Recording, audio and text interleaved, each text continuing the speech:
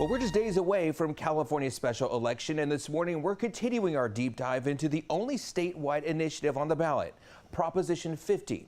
Now, Prop 50 would temporarily suspend the duties of the Independent Redistricting Commission and place the power back into the hands of the legislature.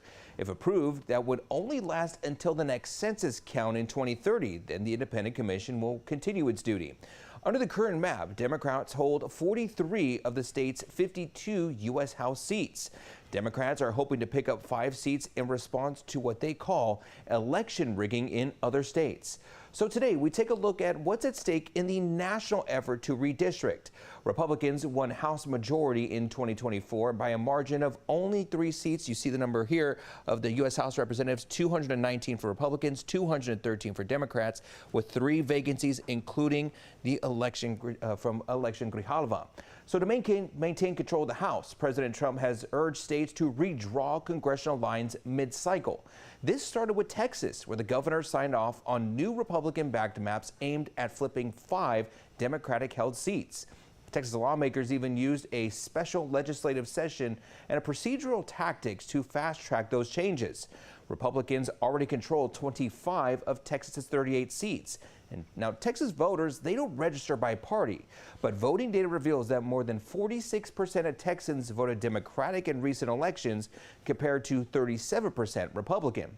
Now, Missouri's governor signed a new map into law in September that dismantles a Democratic-held seat in Kansas City. That gives Republicans in the advantage of the state's 8 seats, 7 of those 8.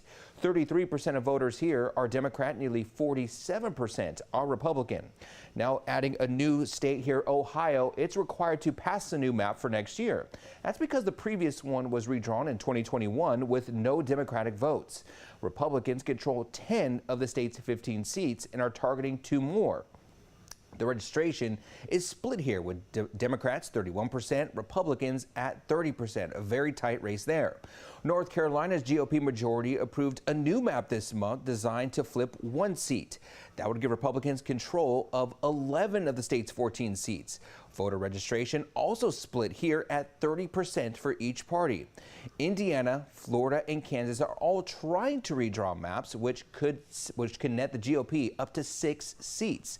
Now, on the Democratic side, adding another state, starting with Virginia there, it's following California's lead, who we just showed in the beginning of this map. Democrats there launched a special legislative session this week to consider taking steps to redistrict. Ultimately, the plan would have to be put before voters in order to make it happen. Democrats here hold 6 of the state's 11 seats. Analysts predict that they could flip as many as 3 seats with a revised map.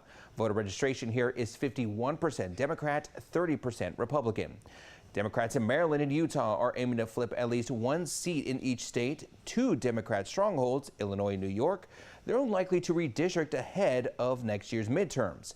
Now, at the end of the day, these maps aren't just lines on paper. They're blueprints for political power here in the country. Every time a district shifts, it could change the balance of Congress. Combine that with control of the White House, and the consequences, they grow even larger. When one party holds the presidency and both chambers of Congress, it allows that party to advance its agenda with fewer obstacles. And we have seen this before. Starting in 2017, Republicans used unified control to pass sweeping tax cuts. In 2021, Democrats pushed through the American Rescue Plan in key climate provisions. And the president's Big Beautiful Bill was just passed this year. The outcome of these maps will help determine which priorities make it to the president's desk and which don't. So whether the power tilts red or blue, one thing is clear. The fight over these maps is really a fight over the direction of the country. And for voters, that means the 2026 election may be shaped long before anybody even casts a ballot. Speaking of the ballots, tens of thousands here in the central San Joaquin Valley have already turned theirs in. These are the latest figures from the Secretary of State's office. Starting in Fresno County, more than 106,000 ballots have been cast, which is about 20% of those sent out. More than 14,000 ballots have been cast in Kings County, nearly a quarter submitted. In Madera County, about a quarter of ballots have been cast. That's more than 20,000. Merced County voters have returned about 19% of their ballots at more than 25,000 votes cast. Mariposa County voters have turned in more than 4,200 ballots. That's about 34%. And in Tulare County, more than 43,000 ballots are in, which is about 20%. Now, Attorney General Rob Bonta and Secretary of State Shirley Weber are encouraging people to drop off their ballots early, well before November 4th.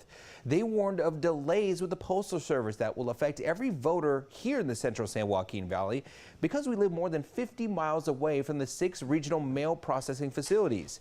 If you are mailing in your ballot, you'll need to make sure to do it today, tomorrow, or even Monday, not on Election Day. Well, that's because it will be postmarked the next day. You can also deliver your ballot to a voting center or drop box on or before Election Day, or go to the post office and ensure it's postmarked November 4th or before. And if you miss the deadline to register to vote in this special election, you can still vote. You can go to your elections office, vote center, or polling place in the county where you live. You can register right then and there and receive a ballot. Those ballots will be counted once the voter registration verification process is finished, all the way up to Election Day again, November 4th. Remember, if you vote early by mail, you will receive a text telling you when your ballot has arrived and been counted. Now, if you miss any of our week-long proposition coverage, you can still check it out on our YouTube page.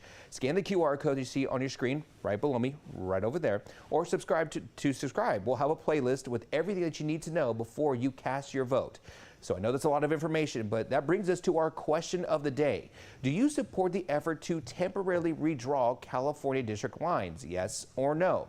This is a live poll right now, and as it sits, 67% of you are saying no, 33% are saying yes, and you can still vote. Again, this is a live voting poll. Scan that QR code on your screen or head to kmph.com/poll to add your vote. Of course, we'll be checking in these results throughout the morning and over the days before this special election. Hi, I'm Monty Torres with Fox 26 News on YouTube. Thank you for checking out our YouTube channel, where we have loads of great content for you to choose from. And while you're here, why not click on the subscribe button right here? That way you can stay in touch with all the latest breaking news, everything news related within the Central Valley. And thank you for watching.